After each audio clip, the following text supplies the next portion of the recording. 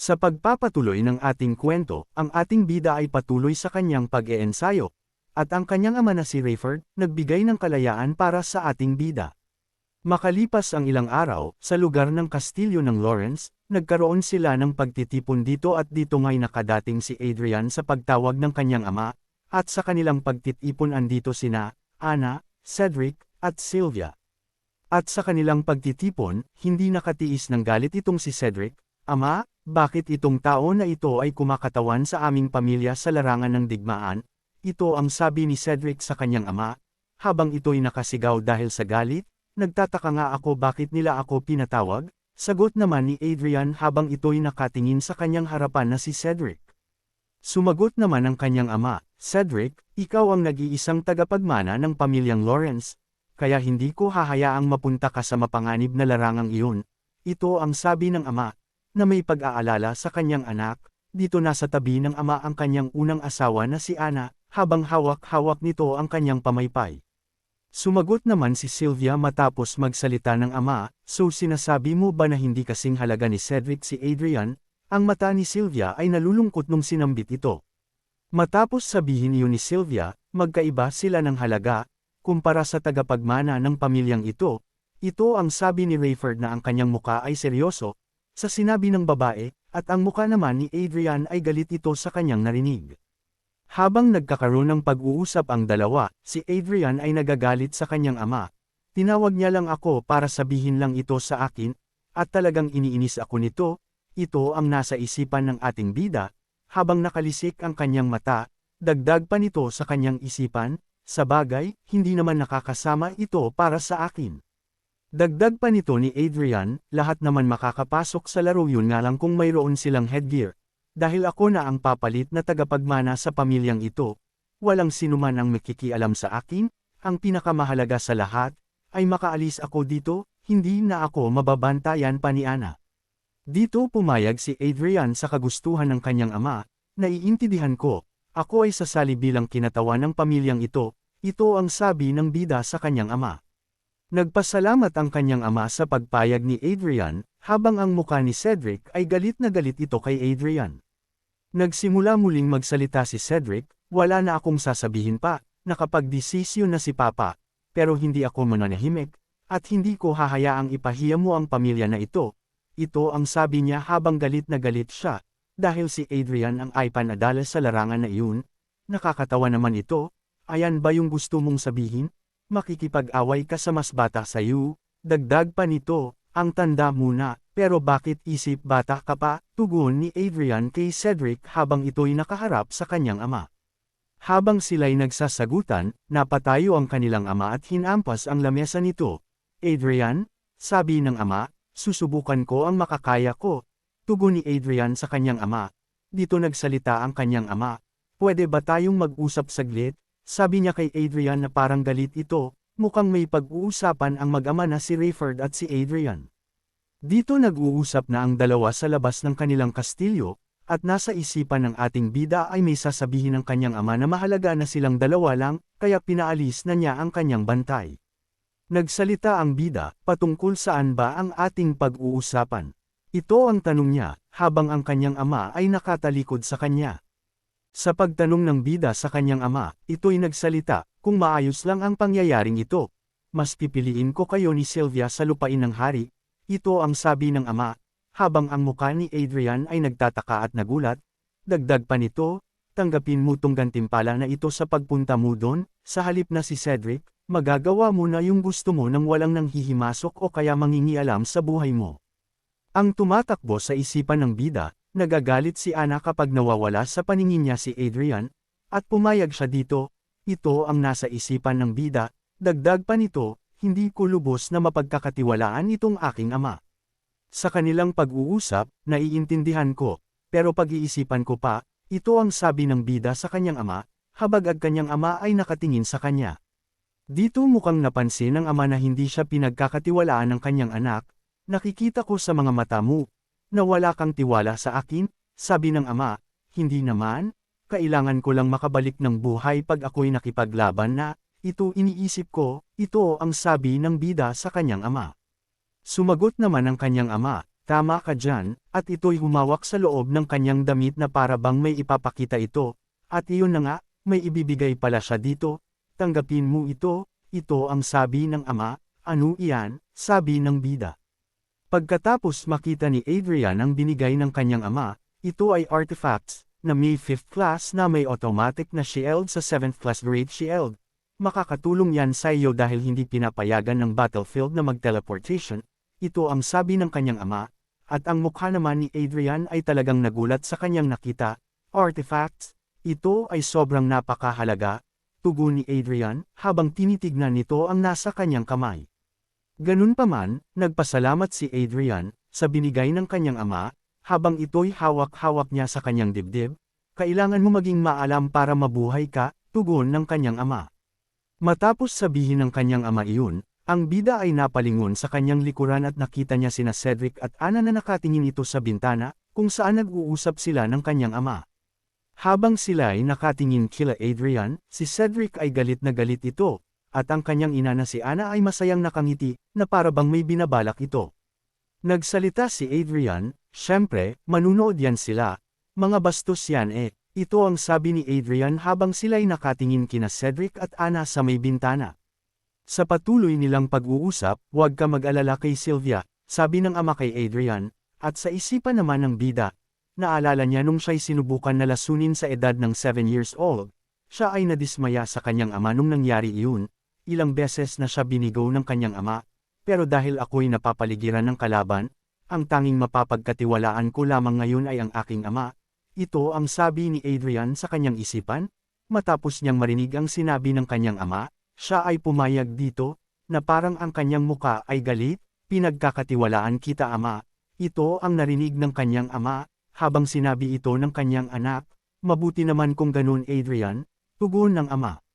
Sumapit na ang gabi, pumasok na si Rayford sa kanyang mansion at siya'y umupo na sa sala, na para bang ito'y may iniisip at namumblema sa nangyayari. At ayun na nga, sumasakit pala ang ulo ni Rayford, siya'y napahawak sa kanyang ulo, na para bang ito'y sobrang sakit. At dito nga'y hinawakan ni Rayford ang kanyang dibdib, dito makikita natin na may kakaibang kapangyarihan ang lumalabas sa kanyang katawan, at iyon ay pagbawas ng sakit sa kanyang nararamdaman. Pagtapos nun siya'y dahan-dahan na patayo sa kanyang kinauupuan, habang hawak-hawak nito ang kanyang ulo na masakit, at dito'y may naisip si Rayford, yung lalaki na iyon, alam ko na nagpapanggap siya simula noong nagkaroon ng insidente patungkol sa lason, pagkatapos nilang mag-usap ng kanyang ama, si Adrian ay nagtungo sa kanyang ina, huwag ka mag-alala sa akin, alam mong kaya kong alagaan ang aking sarili, ito ang sabi ng bida habang siya'y nakaluhod sa sahig, pero, paano kung saktan kanila, pagtapos kanilang dalhin doon sa laban, tugon ng kanyang ina na sobrang nalulungkot ito sa pag-alis ng kanyang anak. Nagsalita muli si Adrian, maganda nga yun sa akin dagdag pa nito, mas mabuting magkaroon ng mga krimen sa kanilang pangalan upang mapalaya sila, dito napatigil ang kanyang ina sa pag-iyak at napaangat ang kanyang ulo sa kanyang narinig mula sa kanyang anak. Sa kanilang pag-uusap, napatanong ang kanyang ina, ano ang ibig mong sabihin, mamaya may makarinig sa atin. Huwag ka mag-alala, si Arsha ay nakabantay sa may pintuan, tugon ni Adrian sa kanyang ina. Dito ay nakatayo lamang si Arsha sa may pintuan, upang bantayan ang kanyang master Adrian.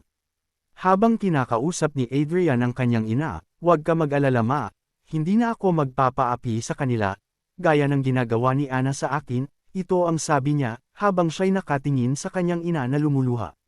Dito nagsalita si Adrian sa kanyang ina, malapit na matapos, antayin mo lang, ito ang sabi ni Adrian, habang ang kanyang muka ay masaya na sinasabi ito sa kanyang ina. Pagkalipas ng 2 araw, ito yung araw na pagpapadala ng hukbo ni Lawrence, dito ay tinawag ng isang lalaki si Adrian, habang ito'y pinupunasan ng kanyang muka. Siya'y isa sa mga staff at nagngangalang, Harmon, ito'y napatanong, sino itong babae na kasama mo yang master? Habang nakaupo ang ating bida, ito'y nakasuot ng magarang damit, at katabi niya ang kanyang summon supporter, hindi mo kilala si Arsha, sabi ng bida habang ito'y nakahayag ang kanyang kamay kay Arsha. Nagsalita si Harmon, nabalitan ko yung relasyong niyong dalawa, dagdag pa nito, pero tayo ay patungo sa isang larangan ng digmaan, at hindi ako sigurado sa dinala mong babae. Ito ay isang levitation train, kung saan dito na nagaganap ang kapulungan. Habang sila'y nagpupulong sa levitation train, nagsalita si Adrian sa mga tao na nasa harapan niya. Hindi ko natatalakayin pa patungkol kay Arcia, isipin niyo na lang na sekretary ko siya, nagsalita naman ang ilan sa kanyang harapan, kung ipipilit mo yan, sige, naiintindihan namin. Dito nagsalita si Adrian, hindi ko kayang iwanan ang babaeng ito, ililigtas niya ako pati na rin ang kanyang buhay. Kung maging pangit man ang pangyayari, dagdag pa nito, lalo na, nag-level up siya kamakailan, at ang kanyang stats ay malapit sa isang opisyal na kabalyero, ito ang sabi ng bida na ang kanyang mata ay nakalisik, dagdag pa nito, isang bagay na dapat ihanda bago sumabak sa laban, ay ang pagpapahusay sa aking sarili. At napasabi pa ang bida, gumastos ako ng 200 milyon sa loob ng 2 araw para sa laro na ito, at malinaw sa pera ang ikatlong antas ng Lucky Encounter. Ngayon nasa ika-4 na antas na ako, at ang gantimpala para sa ikatlong antas, ay nagkakahalaga ng 100 bilyon bawat isa. Ito ang gantimpala na tinutukoy ng bida, ang makapangyarihang lunas, ang 3 bote ng elixirs, at ang mga elixirs na ito ay talagang nasa aking bulsa na, dagdag pa nito, ito yung pinakamagandang gantimpala para sa sitwasyon ko, at hindi ko nasasayangin pa ang aking oras, nag-aantay na sa akin ang ika-4 na antas, ito ang sabi ng bida, habang ang kanyang muka ay masaya. Pagtapos sabihin ng bida iyon, siya'y tumayo kasama si Arcia, kailangan ko na magpahinga. Kaya e-message nyo na lang ako, kung may kailangan pa kayo, ito ang sabi ng bida, message, sabi ng ibang kasama niya sa loob ng conference room. Dito nakatayo na ang bida para umalis, gusto ko na maglaro, ito ang sabi ng bida habang nasa likuran niya si Arcia. Matapos marinig nila yung sinabi ng bida, sila'y nagtinginan at nagtaka dito, bakit, meron ba kayong problema? Tugon ng bida sa kanila, habang ito'y may hawak-hawak sa kanyang kamay. At dito nagsalita ang isang lalaki na nakatalikod at kulay brown ang buhok, totoo nga ang balita, ito ang sabi niya, at napatingin ang isa at nagsalita ito, Sir Dalton, sinaway niya ang isa dahil sa sinabi niya patungkol sa mga naririnig niya kay Adrian. Matapos marinig ni Adrian ang sinabi ng lalaki siya'y napatingin dito, siya ay isang vanguard. Ito ang sabi ni Adrian na parang galit ito sa kanyang narinig. Ang isang vanguard ay espesyal na puwersa na armado ng force armor at force sword, sila ang sentro ng digmaan at inuuna kapag nagre-rate ng malakas na militar ng isang bansa, ayan ang isang vanguard. At nagsalita ang lalaki na nakatalikod kanina na kulay brown ang buhok, sigurado ka ba dyan? Makikita kanila ang isang commander na walang kakayahan. Ito ang sabi niya, na ang kanyang mukha ay maangas at nakalisik ang mata, ito'y isang vanguard at nagngangalang Dalton. Sa kanilang pagpupulong, hindi pa talaga maganda ang reputasyon mo, at nagdala ka pa ng isang babae para sa labanan, dagdag pa nito, tapos ngayon ang gagawin mo lang ay maglalaro, ito ang sabi ni Dalton sa ating bida, na maangas ang datingan nito, at ang kanyang kasama naman ay napayuko na lang sa hiya. Dagdag pa nito, naiintindihan ko, ang part ng babae mo, since siya'y maganda, ito ang sabi ni Dalton na parang masaya ito sa kanyang sinabi, at dito napasigaw ang isa na kulay dilaw ang buhok, Sir Dalton. At dito nagalit ang isang lalaki na dilaw ang buhok, pakinggan mo yung mga sinasabi mo, ito ang sabi niya habang nanlilisik ang mata sa galit. At si Dalton ay nagulat sa sinabi ng dilaw ang buhok, siya'y napatingin dito. Matapos marinig ng lahat ang sinabi ng lalaki na dilaw ang buhok, ito'y nanghingi ng tawad sa bida, Mr. Adrian, ako'y humihingi ng pasensya, sapagkat samobra na ang kanyang limitasyon sa kanyang sasabihin sa inyo. Patawad, ito ang sabi ng lalaki na dilaw ang buhok, siya'y isa din sa vanguard o isang vice leader ng knights, siya'y nagngangalang William, ito'y nagpapakumbaba habang nakahawak ang kanyang kanan na kamay sa kanyang dibdib. Matapos humingi ng kapatawaran ni William, nasa isip ng bida, itong lalaki na ito ay iba sa pananalita kesa sa nakikita ko sa kanyang mukha. Dito nagalit si William, walang dahilan ng Lord's Deputy, na pakilamanin ang opinyon ng mga tauhan, sigurado din ako na ayaw niya sakin, wala naman na ito sa akin, sana, why naman na ako sa mga ganitong salitaan, ito ang nasa isip ng bida. Matapos ng pag-uusap nila, nagsalita si Adrian, zandan nyo na lang ako ng message kapag nakadating na kami, at ito'y tuluyang umalis na sa levitation train ng bida at si Arcia. At dito nagsimulang maglaro ang bida ng Chronicle Online, at meron isang makakalaban ang bida, na dragon na kulay dilaw ang mga mata, at ito'y hinagisa ng bida ng isang bote na may laman sa loob. Sa paghagis ng bida ng bote, ang dragon ay nagwala at ito'y nanghina sa binato ni Adrian na kapangyarihan, habang si Arcia naman ay patuloy sa pagprotekta sa kanyang Master Adrian. Ang bote pala na hinagis ni Adrian, isang Tears of Salamander, at meron itong 3,000 true damage, at ito ay sobrang mamahalin, at ang mga ginamit sa item na ito ay mga mamahaling materyales. Dito ang bida at si Arcia ay nakatayo sa harapan ng isang dragon. Oo nga, sobrang mamahalin nitong item na ito, pero 3,000 true damage na walang cast, dadalhin ko ito araw-araw, ito ang sabi ng bida habang siya'y nakatingin sa dragon. Matapos nun may lumabas na system sa kanyang harapan, naabot ng bida ang level 80, dito napasabi ang bida, gumana ito. Muli may lumabas sa system, dadalhin ka ni Ariel sa secret room, at dito sila'y nagtungo kung saan sila dinala ni Ariel, at sinama niya si Arcia.